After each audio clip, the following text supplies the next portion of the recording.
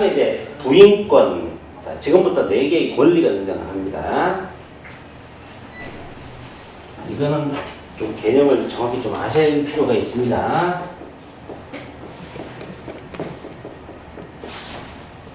부인권.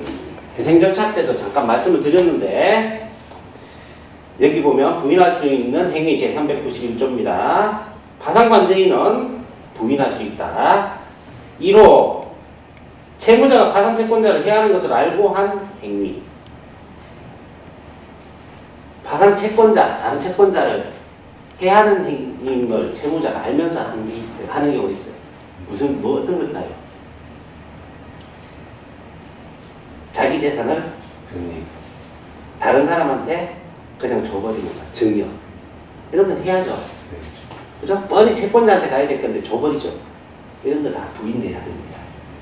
그 다음 2호에 보면 지급정지 또는 파산신청이 있은 후에 한 파산채권자를 해하는 행위와 담보의 제공 또는 채무 소멸에 관한 행위. 내가 누구한테 받을 돈이 있었는데 그거를 포기해줘요. 이것도 부인의 대상입니다. 받아서 채권자 줘야 되니까. 예.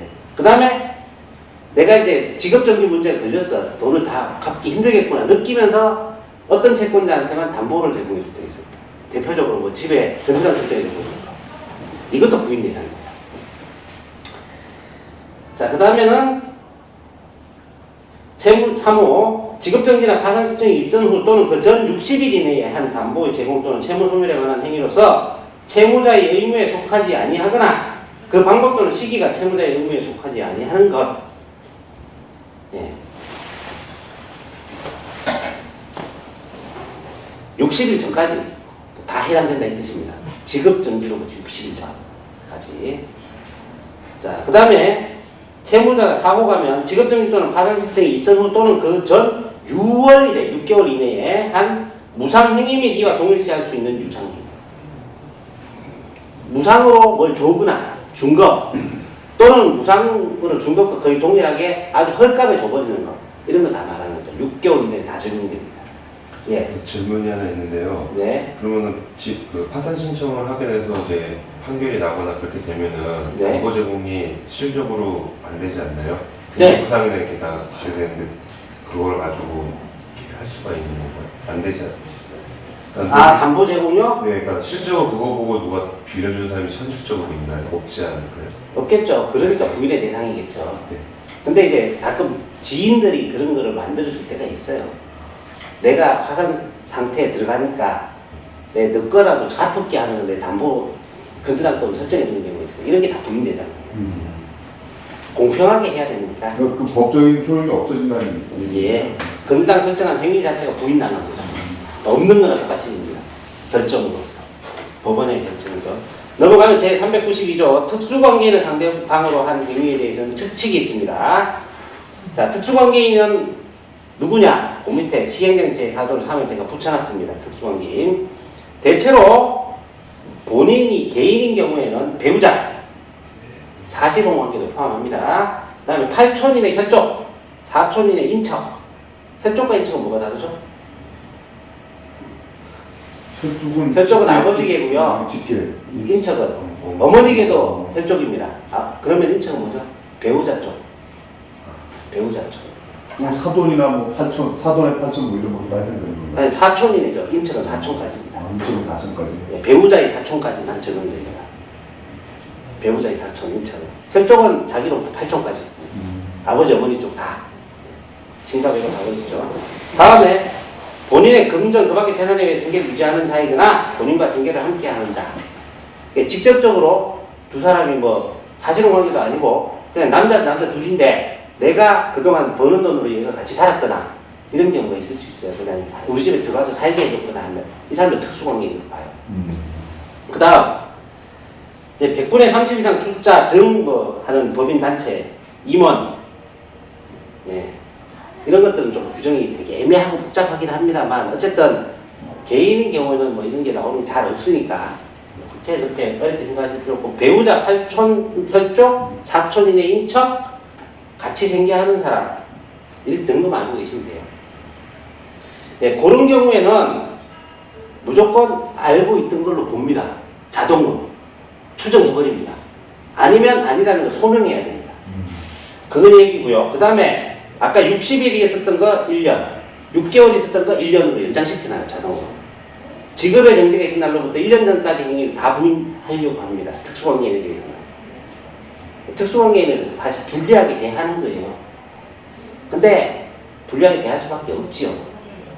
그 책임에 의해서 다른 채권자들, 선량한 채권자들이 피해를 보는 건 맞으니까. 자, 바로 쭉 넘어가서 4번 갑니다. 제396조 부인권의 행사 방법. 네, 부인권은 소송, 부인의 청구, 항변, 파산관계인 행사고요. 법원은 부인권의 행사를 명할 수 있고요. 파산법원의 판단에 전속하고요. 네. 다음 397조 부인권의 행사의 효과. 부인권의 행사는 파산재단을 원상으로 회복시킨다. 그래놓고 2항에 391조 4호의 규정에 의한 행위가 부인된 경우 아까 뭐였죠? 391조 4호 6월 기간이 무상행위하고 유상행위 아닌가요? 예. 그죠? 예. 예, 그런 경우에는 상대방이 그 당시에 선의, 즉 이 사람이 파산 지경에 있는지 몰랐을 경우에는 현존하는 그 내에서만 발언하면 됩니다. 왜냐면 깎였을 수가 있기 때문에 하는 말입니다. 현존하는 내에서만 발언하면 됩니다. 다음 부인권 행사의 기간이 제405조입니다. 제405조 파산 선고 있은 날로부터 2년이 경과하면 더 이상 안 됩니다. 그리고 또 각호의 행위를 한 날로부터 10년이 경과한 때에도 같습니다. 10년 지나면 더 이상 부인할 수 없다 이 뜻입니다. 확정시켜버려요. 10년. 그 다음에 파산 선고 있으면 그 뒤로 2년까지 밖에 못합니다. 자, 그 다음 환칙권입니다. 환칙권.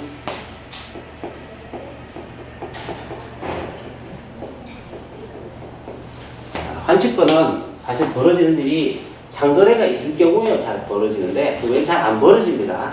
이게 뭐냐 하면 채무자의 재산이 아닌데 채무자가 가지고 있는 게 있어요. 그럼 원래 재산 소유자가 있겠죠. 네. 그 사람이 자기 거 찾아갈 수 있는 권리를 말합니다. 환칙권. 환수할 수 있는 권리입니다. 환수해서 취득할 수 있는 권리, 취할 수 있는 권리. 실제로는 그래서 어떤 경우에 문제가 벌어지냐 하면 상거래를 해서 물건을 주문했어요. 오고 있어. 근데 파산 상태가 돼서 파산 지정이 들어갔어. 가까운 요즘은 뭐 하루 이틀 만에 물건이 오니까 별로 이런 일이 벌어질 일이 없는데 멀리 외국에 주문해놓고 외국에서 배 타고 물건이 와. 오다가 말고 파산 선고가 났어요. 그럼 어떻게 해야 되죠, 그거를? 네, 이때가 문제가 되죠. 운송 중인 매도물의 환치입니다, 이게. 제408조입니다. 2번. 발송했으나 대금 전액을 변제하지 아니하고 도달지에서 수령하지 아니한 상태의 파산 선고를 받으면 물건을 보내준 사람이 다시 가져갈 수 있어요. 그 뜻입니다. 다만 파산 관계인이 그 대금 전액을 이제 마저 다 주면 환치할 수 없게 되겠죠, 당연히. 그죠? 네.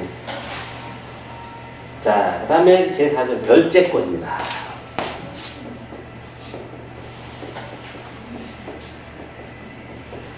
별제권이라는 뜻은요, 별도로 변제받을 수 있는 권리 뜻입니다. 그럼 별제권에 해당하는 게 보통 뭘까요? 담보. 담보들은 별제권 대상이 됩니다. 파산 중에서. 왜 그럴까요? 담보 목적물을 경매하거나 공매하거나 해서 자기 재산, 자기 채권을 받아갈 수 있는 권리가 담보가 제공돼서 설정되는 게 담보권이거든요. 그렇게 설정되어 있는 권리는 내가 언제든 행사해 갈 수 있어요. 파산 시청에서는. 왜냐하면 파산은 배당하는 게 원칙이거든요. 환가 배당이 목적이기 때문에 당연히 환가 배당하는데 얘는 안 하고 남겨놓으면 이상해지죠. 얘도 해요. 경매 사건은 그대로 진행합니다. 부동산 경매 그대로 해요. 하면서 여기서 우선적으로 받아갈 수 있는 게 얼마까지인가를 확인해 놓고 걔를 별제권으로 설정합니다. 그러니까 요거 정도는 확실히 받아갈 것이다. 이 뜻입니다. 1억이고 근데 이 부동산이 가치가 떨어져서 실제로 6천만 원밖에 안 돼요. 그래서 6천만 원 정도의 시가라고 보면 그러면 경매될 때는 이 시가에 다시 60에서 70%를 매겨요. 그럼 3,600도 4,200 정도죠. 요까지만 별채권으로 가요. 나머지 일반 채권으로 변화시킵니다. 자, 이 별채권은 그냥 행사할 수 있어요. 어디 2번입니다. 412조. 그 다음에 제415조 주택임차인. 자, 주택임대차 보호법과 상가건물 임대차 보호법에 의해서 대항력이 있고 확정일자 받은 임차인들은 일정액 보고라는 게 있죠. 우선 면제권 있죠. 네, 그거에 대해서는 그대로 권리가 있습니다. 자, 제5절 갑니다. 상계권.